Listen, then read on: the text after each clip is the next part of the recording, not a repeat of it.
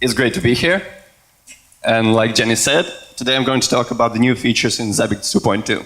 So, we've added a lot of new stuff to both the web interface and the server side of Zabbix. When it comes to the web interface, you might not see many drastic redesign changes, but you will see a lot of new, smaller improvements. Those improvements are meant to make Zabbix more intuitive, more user-friendly to use, and to add some specific new features. We've also tweaked the code a bit to make it more faster and more responsive. The server side had a lot of new features, and we've also greatly improved the data processing speed and the data collection speed of the server. This allowed us to drastically reduce the load on the hardware and the database. So, in general, we might say that the main focus of 2.2 was to both improve the monitoring capabilities of Zabbix and to make it more easier to use and more efficient. One big feature that received a lot of improvements was web monitoring. In Zabbix 2.0, web monitoring was kind of a side feature. So it was very difficult to configure a lot of similar web scenarios on a large amount of hosts and use web monitoring on a large scale. In 2.2, I'm glad to announce that you will be able to configure web scenarios both on the host and the template level. So that means if you need to... go ahead, clap. So that means if you need to run multiple similar web scenarios on a large number of hosts, all you need to do is create a template into the host, and voila, you're done. We've also added a couple of new options to the web scenarios themselves. The retries option will allow you to specify how many times a certain web step must be run if it fails the first time.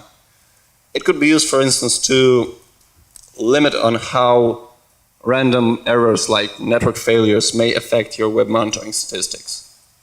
And the HTTP proxy allows you to specify a HTTP proxy to use when executing the web scenario.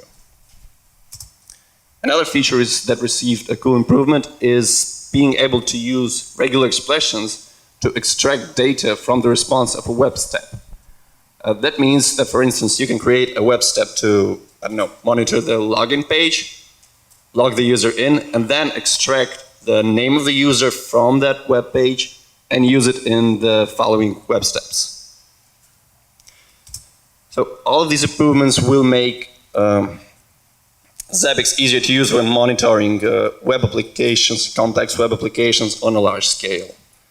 But another huge feature that we've been working on is what Alexei mentioned yesterday, is virtual machine monitoring.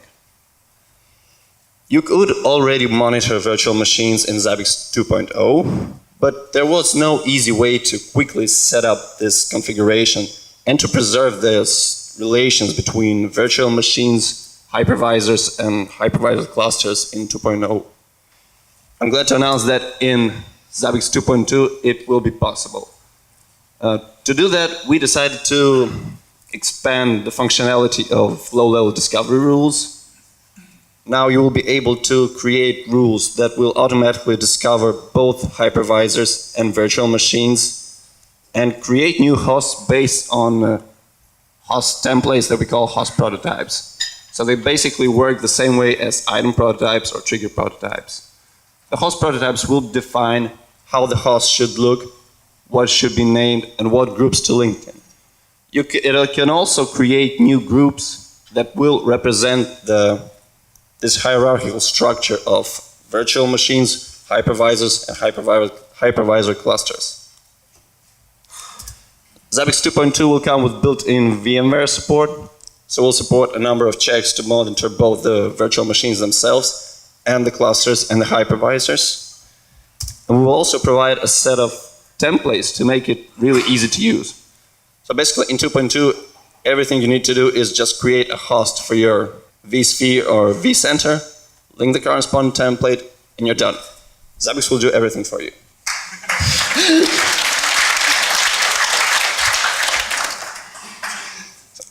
All of these features are meant to expand the monitoring capabilities of Zabbix.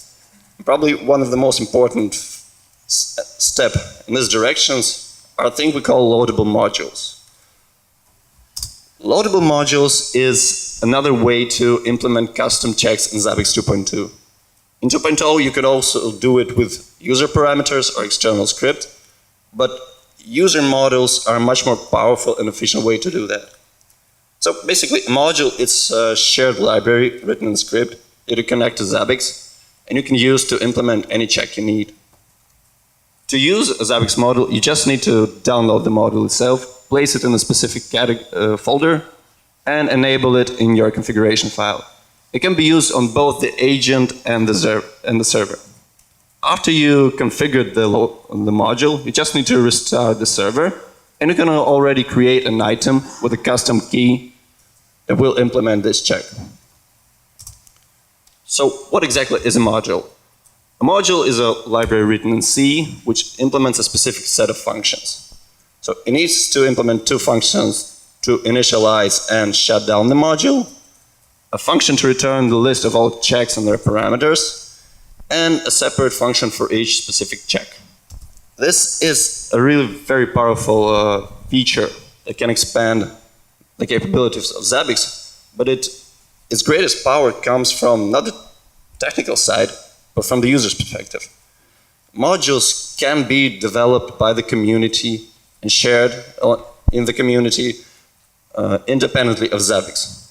So we will provide a specific API that will be backward compatible to a certain degree that will allow you to write modules independently of the Zabbix code base.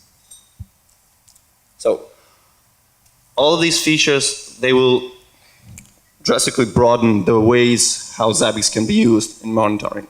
But Zabbix 2.2 is not only about new features, it's also about improving the old ones. And one of the problems that was really a pain in the neck in Zabbix 2.0 is when, for instance, you create an item or a trigger and it suddenly stops working, you wouldn't know about it. You will not be notified. So that's why we developed a concept of internal events. Now, when an item, a low discovery rule, or a trigger goes either into not supported or unknown state, it will generate an event.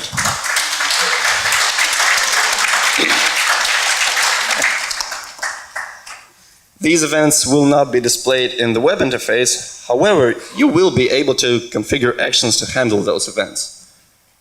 To do that, you should go to the internal events section in the action configuration page and create a specific event action for when either an item, a low discovery rule, or go ahead, clap. Okay. And a trigger goes into either unknown or not supported state, or when it goes back to normal state. This improvement is made to make your Zabbix installations much more reliable and easy to debug. We also have a number of smaller improvements I'd like to talk about. Some of these improvements affect the monitoring section of the web interface. For instance, it can sometimes be useful to see historical data for disabled hosts. It can now be done. Disabled hosts will be shown in the latest data, web monitoring, and graph pages. And to distinguish them from enabled hosts, they will be highlighted in red.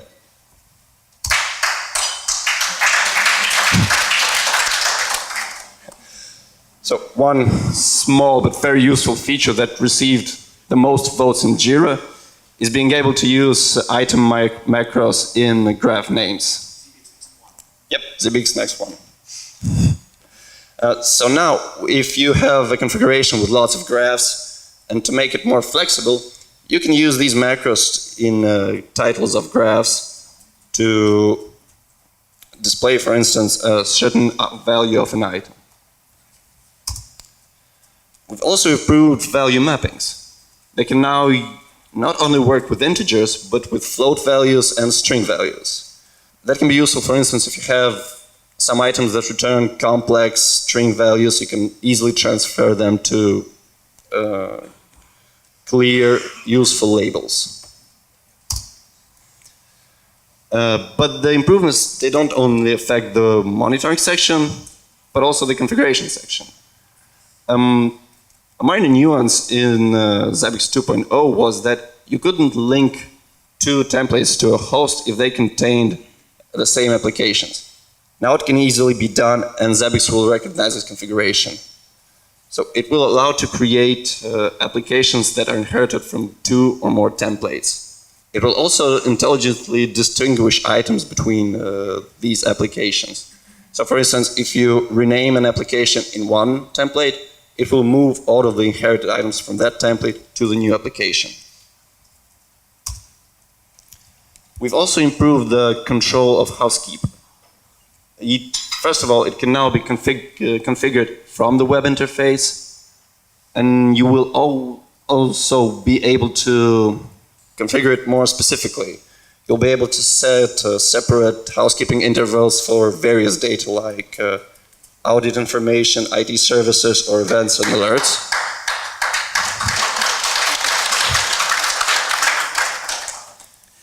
And you'll also be able to better control the housekeeping of different events and alerts. For instance, events from triggers, internal events, or network discovery rules. But the server also received a share of improvements. One of the things, probably the best things, is automatic database upgrades.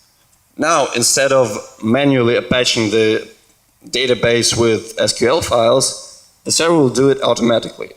Every time on startup, it will check the database, check its version, and if it's outdated, it will perform all of the required upgrades itself. Another improvement is better SNMP v3 support. It will now support the secure hash and algorithm authentication protocol and the advanced encryption standard privacy protocols. So that will make our SNMP v3 support more complete and more useful. Another thing to improve the reliability of your Zabbix installation is internal check support for Zabbix proxies. You will now be able to use multiple internal checks support not only for the server but for the proxy itself. We've also implemented additional checks specifically for the proxies. So I could actually spend a lot more time talking about the new features, but I strongly encourage you to go and see them for yourself. So the first alpha versions of Zabbix are already out. Go ahead and be the first ones to enjoy Zabbix 2.2. Thank you. So I've actually got 3 questions, so I'm going to fire them one after the other, being as I've got the microphone. Go ahead. I know I've actually got 2, sorry. The first one was from a previous speech. So with the creating of modules, yep. Is there going to be documentation on and tutorials on how to actually put these together? Of course. We already have a starting documentation section on it. It contains a lot of explanations and some code samples you can check out. We're actually planning to improve that and to also create tutorials and more examples of it.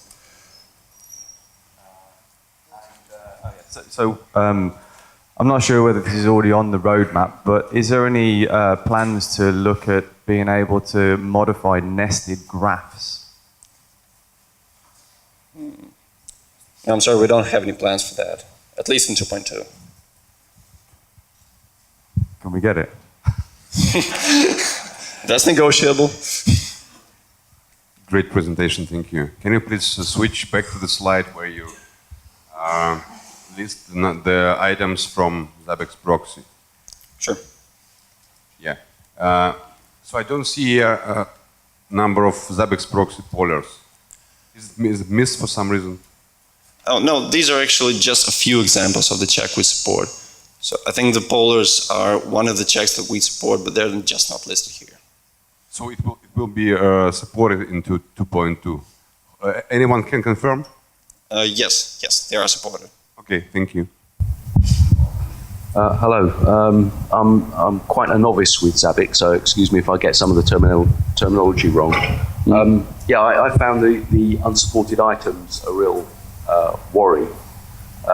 And if I understood correctly, in 2.0 we've already got an internal item that tells you the number of unsupported items. The difficulty is actually finding out which items have become unsupported. Exactly. So are you saying now that in 2.2, you can create a trigger against the item to say if it goes unsupported, then raise this trigger? Or No. is that not the case? No, it works differently. If an item goes unsupported, it will always generate an event. And you can create an action to handle that event. So you can create an action to say, for instance, if some item on that host goes unsupported, send me an email. So that's how it works. It doesn't work with triggers. Sorry, say that again? It doesn't use triggers. It doesn't use triggers. Oh, No. so this is... So why is it implemented in a different way from a standard trigger? Why? Because it also can be used for triggers. For instance, if a trigger goes into an unknown state. Ah, I see. So creating triggers for triggers would be kind of tricky. Yes. All right. Oh, well, I'll have to try it out and have a look. Thanks. Yeah, go ahead. Hello? Yep. Okay. Hello? Okay. SNMP bulk, functionality, future, SNMP bulk. Question. No, I don't think we have any plans about that Yeah. for 2.2. Is in the roadmap. Oh, I But think is Alexei has something to comment on that. Yes.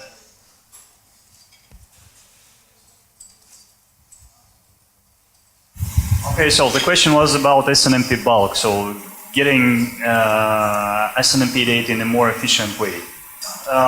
It's coming. I don't think it will be part of 2.2.0, the first minor release of Zabbix 2.2, but it's coming in one of 2.2x, maybe 2.2.1 or 2.2.2 or any other. Yeah, so very soon, very soon. Yeah, so it's in our roadmap already.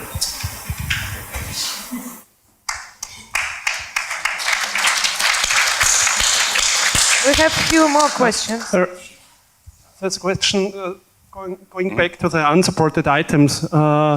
Having this special solution, one problem we always have is we are also using a large pile of SNMP monitoring, and if those SNMP interfaces die, all of those items go to a not supported unknown state. Yep. So still the guys looking on a map, having a big system with a lot of red and green icons on it, still can see it visually represented on a map as you described it, because it's just going out of events. I could send emails, but it's not really visually. So is there anything planned, or the other way around? I would really appreciate it if I also can use this on screens or maps. It currently cannot be displayed on screen or maps, but you can see it on the item configuration page, or use filters to just search for these items, specific items. Yes, the guys monitoring the system are just looking on a map and not jumping around. They're just having a map which they have to look at. Well, the idea is that, why do we call it internal event? Is the thing that the guys who are just looking at the map probably shouldn't see it, because it's kind of an internal configuration feature. So it's meant for Zabbix administrators more than users who actually do the monitoring. That's why it's sometimes preferable to keep it internal instead of displaying it to everybody. Okay, got it. One question here, Pavel. Will loadable modules work on Windows agents? No. And second question, will there be a sanctioned place where you can safely distribute binary modules? Because it has potential security implications, that you as a user suddenly can stumble across a blog post, download some module because you want to implement some functionality, and it does a bunch of stuff that you don't really want. We Because had not idea. everybody is comfortable reading and sanctioning C code. We have an idea about a portal where community can share, distribute these modules, both together, for instance, with templates or binary code. That will use some kind of filtering or rating system to just filter out these potentially harmful modules. Last question, is Zabbix SIA considering adding acknowledgements to the internal events list? Because sometimes it would be very beneficial to be able to alert on the fact that somebody actually has acknowledged a trigger? Not in the nearest future, but internal events may be developed into a more complex system. If we display those events in the front end, there'll probably be an option to acknowledge these events. But I think Alexei has more comments on it. Well, so actually we have now we have a framework for internal events. And the first step is the most critical part is to alert on unknown things and not supported things, but it can be easily extended to other stuff. For example, as you mentioned, technologies. Also maybe some status changes, so it can be also integrated with audit. A Zabbix user is doing something in Zabbix frontend, a new internal event is generated, and you may have some actions on top of the event. So we can, for example, yeah. Okay. It may also be available in the goddamn API. About the possibility to show latest data for disabled hosts. Yes. How about latest data for disabled items? Is it going to be possible to see it? Not. I think disabled items will not be displayed for now. Okay. Oh no, sorry, my mistake. There will be. Okay. So. No. Actually, the disabled items are treated in the same way as disabled hosts currently. So in 2.2, I mean. So if you have an item in disabled state, you'll be able to see the history if this item has a history. Okay. I guess with a different color. I guess so. Okay. Different, yeah. Yeah. Okay. Okay. Thank you.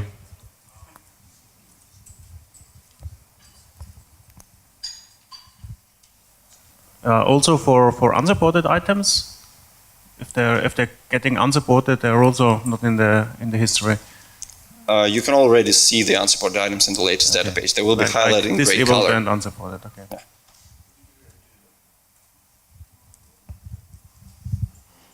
More questions?